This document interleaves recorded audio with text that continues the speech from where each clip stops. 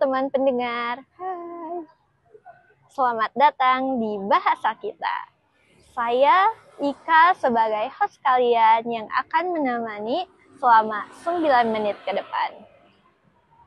Sekarang kita akan membahas tentang satu hal yang melekat di dalam hidup kita, yaitu bahasa.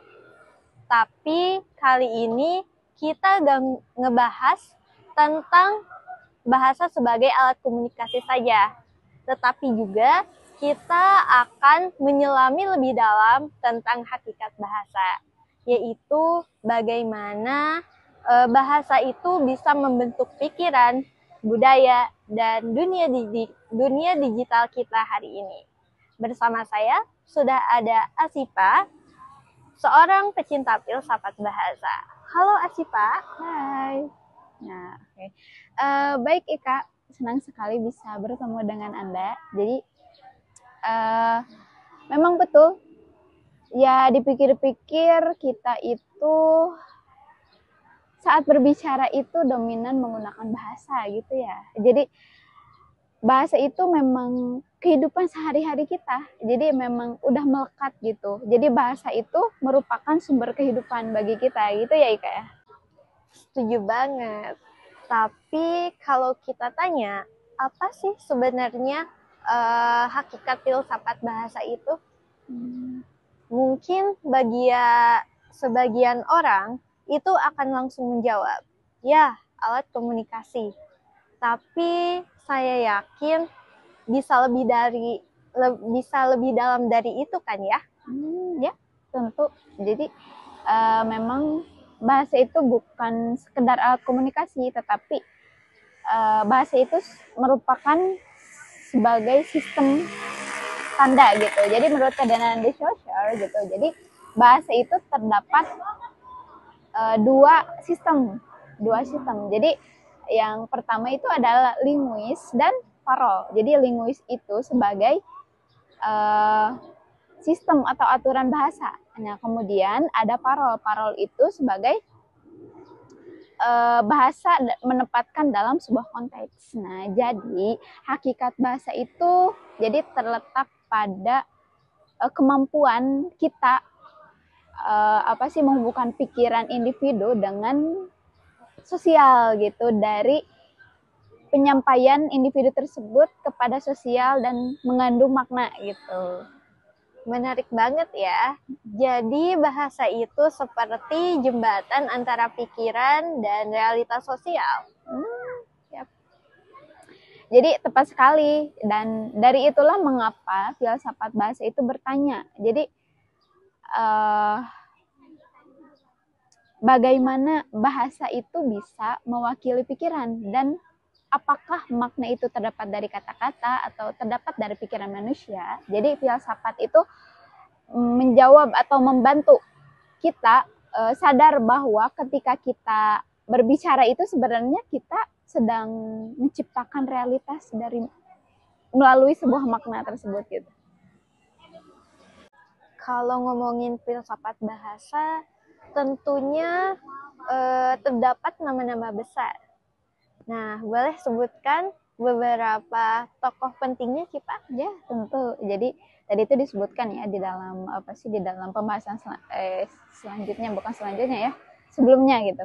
Sebelumnya itu dibahas tentang tokoh Ferdinand de Saussure. Jadi beliau itu menyebutkan bahasa itu sebagai tanda, sistem tanda. Jadi ada yang dinamakan penanda dan petanda. Penanda itu sebuah kata dan petanda itu sebuah makna. Jadi lalu ada menurut Ludwig Wittgenstein. Jadi dengan konsep language games bahwa makna sebuah kata bergantung kepada cara penggunaan dalam konteks sosial. Dan tentu bagi Chomsky itu yang berpendapat bahwa manusia itu punya kemampuan bawaan untuk berbahasa yang disebut dengan language grammar gitu.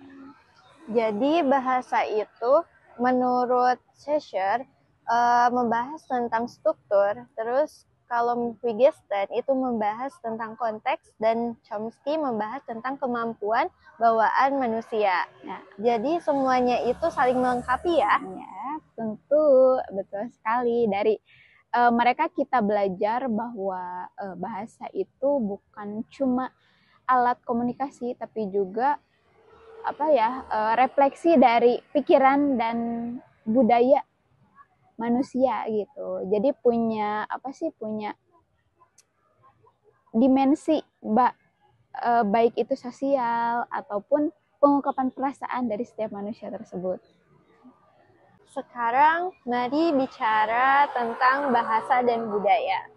Nah, menurut Sipa, bagaimana bahasa itu berperan dalam identitas manusia?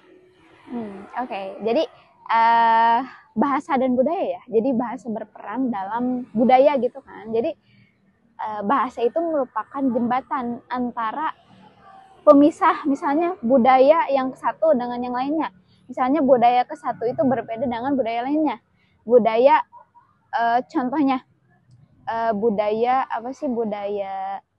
Barat sama budaya Sunda misalnya, kan itu sangat berbeda sekali ya dengan budaya antara satu dengan yang lainnya. Tapi menurut pemikiran gitu, logika, itu tidak bisa disatukan karena berbeda gitu. Tetapi bahasa itu sebagai jembatan. Jadi ibarat kita itu misalnya budaya Barat sama budaya Sunda itu berada di seberang dan di tengahnya itu terdapat sungai. Nah, bahasa itu sebagai jembatan untuk pemersatu antara budaya Sunda dan budaya Barat. Nah, jadi dengan jembatan itu kedua budaya itu bisa bersatu gitu satu sama lain. Nah, jadi bahasa itu sebagai jembatan pemersatu.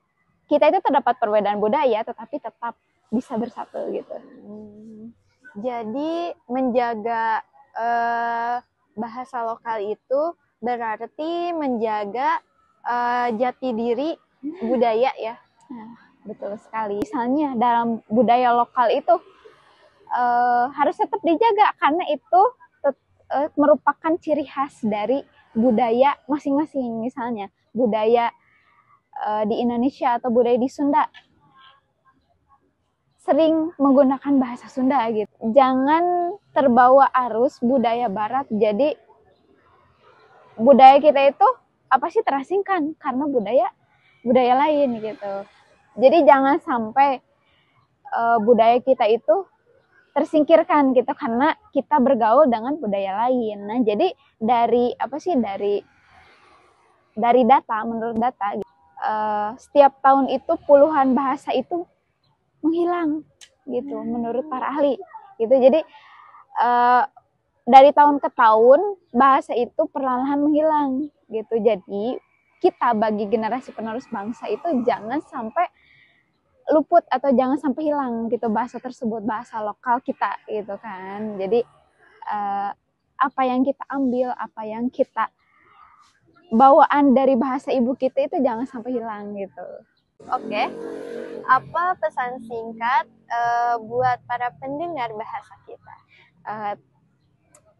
Jadi gini, pesan singkat dari saya itu, jadi hargailah bahasa, jangan sampai menghilangkan bahasa ibu kita. Dan kemudian jadikan bahasa itu sebagai jembatan, bukan tembok gitu. Jadi kalau kita berbeda-beda budaya, tapi harus tetap satu gitu. Jangan dijadikan perbedaan budaya itu sebagai tembok, tapi sebagai jembatan. Terima kasih.